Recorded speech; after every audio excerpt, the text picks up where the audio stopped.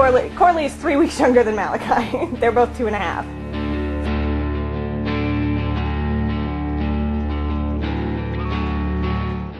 It's the closest thing to being like Christ that you can get. You're loving someone unconditionally that you don't know, they just come to you. And it's the closest thing to being like Jesus that I see that you can be like. That's what's really cool about adoption.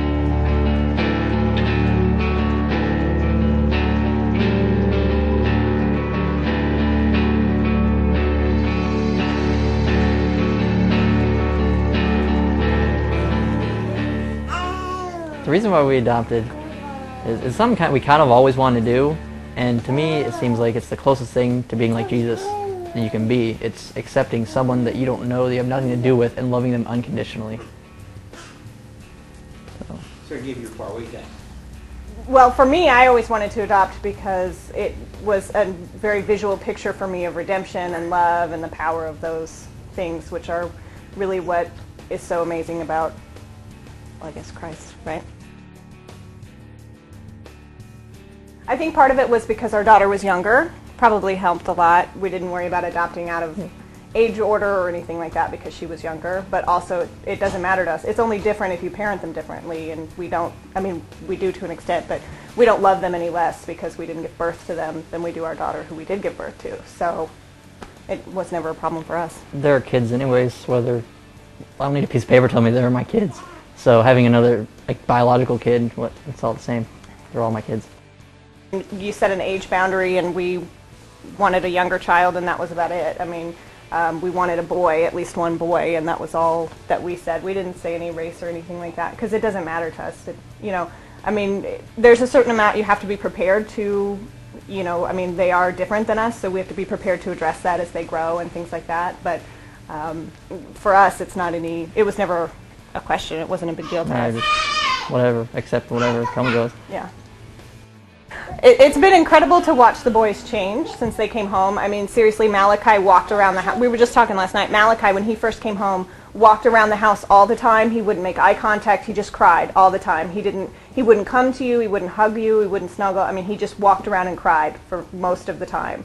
And so now he's completely whole new person. Completely changed from that, and totally like a normal 2-year-old rolling around on the floor and playing and all of that. Malachi. Ezra.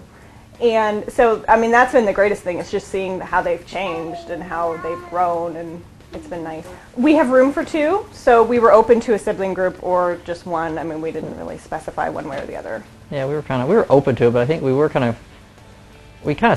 seeking one child, but we were, open to 2, whatever comes to us. Yeah, we had room for it, so we were, whatever. Yeah. We were actually really prepared for the challenges. I mean, it's different to parent a child who came from foster care than it is to parent a child who's always known, comfort. So we were pretty well prepared for that.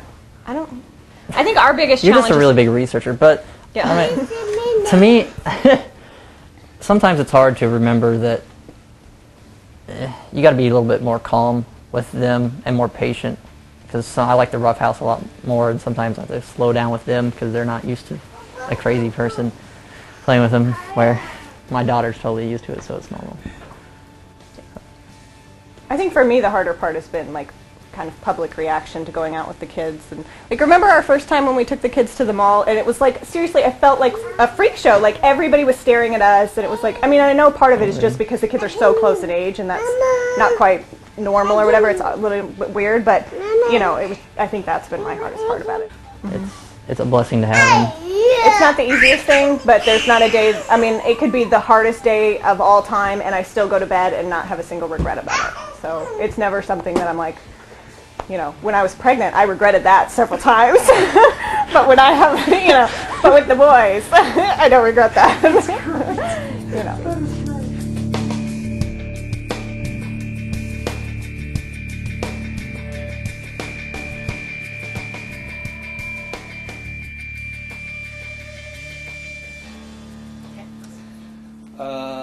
You adopted across cultural lines. How did that decision? What was the thought in that?